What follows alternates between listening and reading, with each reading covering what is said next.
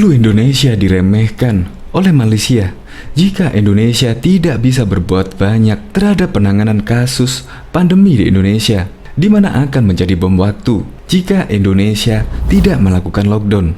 Tetapi kenyataannya sekarang berbeda. Fakta justru mengungkap sebaliknya. Menkes Terawan diundang oleh WHO untuk men-sharingkan pengalamannya menekan laju pertumbuhan pandemi di Indonesia. Dan sekarang WHO menyarankan negara-negara di dunia untuk belajar dari Indonesia tentang penanganan pandemi ini. Minister Putranato for sharing Indonesia's efforts to suppress COVID-19. Your Excellency, terima kasih again.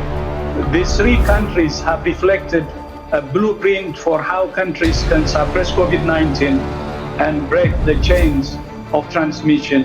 I encourage all countries to learn from Thailand, South Africa, and Indonesia and work to suppress this virus today. Bahkan jika Malaysia atau negara dunia yang dulu meremehkan Indonesia sekarang dibuat terkaget-kaget karena WHO menyarankan untuk belajar dari Indonesia dalam mengatasi pandemi virus yang muncul dari Wuhan waktu pertama kali, dan WHO mengapresiasi langkah Menkes Terawan dan Satgas Pandemi dalam menekan laju pertumbuhan pandemi ini di Indonesia, di mana semua negara-negara menerapkan lockdown, tetapi Indonesia malah menerapkan PSBB.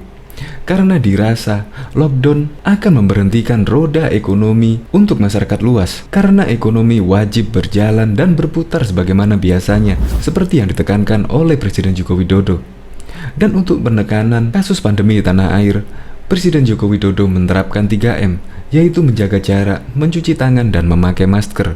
Itu juga diapresiasi oleh WHO karena dapat menekan laju pertumbuhan virus yang ada di Indonesia. Untuk lebih lengkapnya simak berita berikut ini. Good News Indonesia.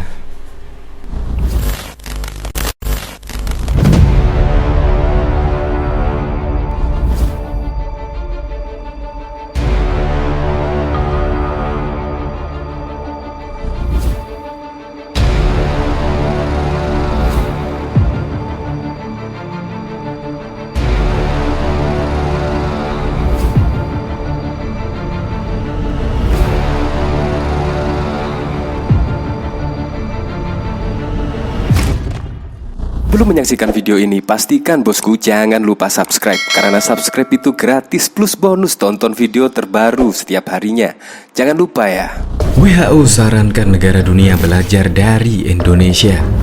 Kementerian Kesehatan RI diundang oleh WHO. Indonesia telah melaksanakan Intra-Action Review Nasional untuk penanggulangan pandemi pada 11 sampai dengan 14 Agustus 2020. IR tersebut merupakan tindak lanjut langsung dari rekomendasi rapat Komite Darurat IHR pandemi keempat yang dilaksanakan pada Juli 2020. Menteri Kesehatan Dr. Terawan Agus Putranto mengatakan, bukan tugas yang mudah untuk menghadirkan perwakilan 138 pemangku kepentingan multisektoral untuk melakukan review terhadap kegiatan penanggulangan pandemi yang ada di Indonesia. Namun, di bawah kepemimpinan Presiden Joko Widodo dan koordinasi Kepala Satgas Pandemi Jenderal Luhut Binsar Panjaitan, perwakilan dari unit teknis di lingkungan Kementerian Kesehatan, kementerian dan lembaga terkait lainnya, Satgas Pandemi Nasional dan daerah TNI dan Polri, pemerintah provinsi dan kabupaten, rumah sakit dan fasilitas pelayanan kesehatan primer, laboratorium, perguruan tinggi, asosiasi profesi, BUMN, dan organisasi internasional telah berkomitmen dan terlibat aktif serta berkontribusi dalam seluruh proses IR. Keterlibatan pemangku kepentingan multisektoral dalam kajian ini sangat penting dalam mendapatkan pandangan multi perspektif tentang tanggapan pandemi ini di Indonesia.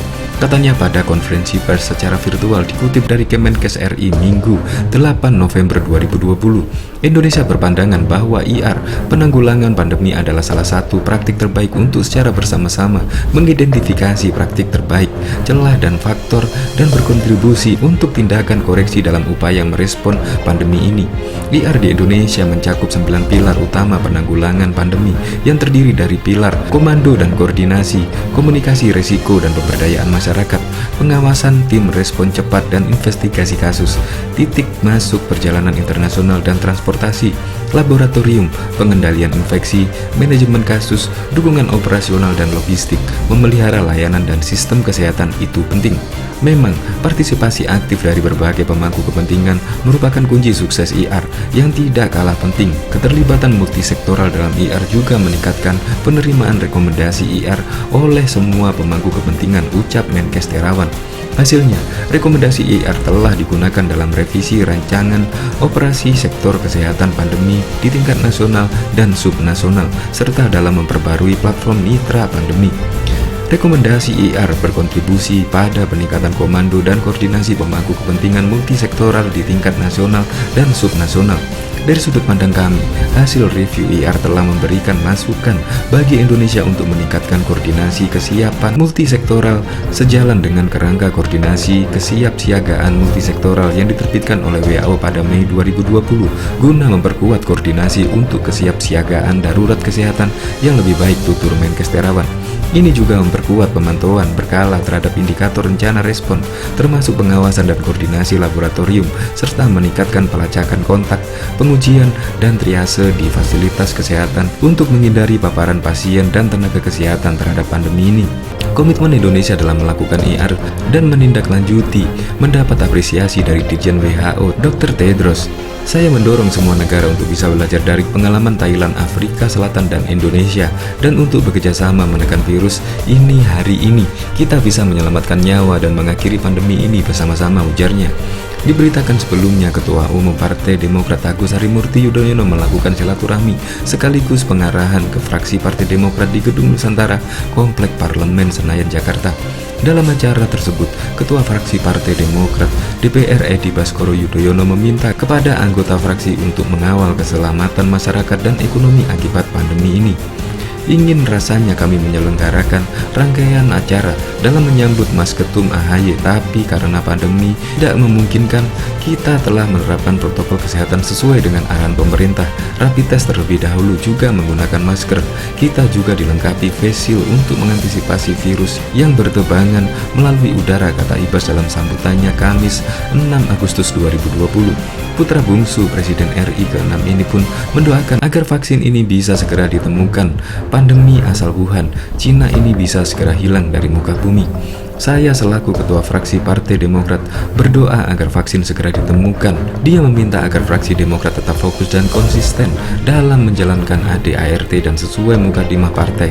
Karena fraksi Demokrat merupakan amanah partai dan kepanjang tanganan partai, sehingga semua anggota fraksi yang hadir di Senayan harus mengikuti semua aturan yang berlaku, menjalankan tugas pokok dan fungsi yang diamanahkan konstitusi, yaitu melakukan fungsi legislasi, budgeting, dan pengawasan dengan amanah baik dan benar. Karena itu, rakyat perlu kepastian, kepercayaan, dan keyakinan. Rakyat perlu bukti, bukan janji, kata Ibas. Ibas menuturkan, Partai Demokrat sudah pernah menjawab tantangan bangsa tatkala Susilo Bambang Yudhoyono menjabat Presiden ke-6. Ibas menuturkan SBY berhasil membawa ekonomi Indonesia meroket, APBN meningkat, utang dan defisit kita terjaga, pendapatan rakyat naik, dan lain-lain yang too few to mention, termasuk tentang persentase kemiskinan dan pengangguran yang menurun. Saat ini Demokrat hadir memberikan koreksi, kritik, dan solusi supaya negara tidak jatuh ke jurang, ujar Ibas. Ibas menambahkan, fraksi Partai Demokrat selalu menyuarakan kepentingan rakyat melalui bahasa yang gamblang, santun, tetapi juga bernas. Ketika rapat komisi bersama mitra kerja, tujuannya agar negara-negara benar-benar hadir di tengah persoalan yang dirasakan langsung oleh masyarakat.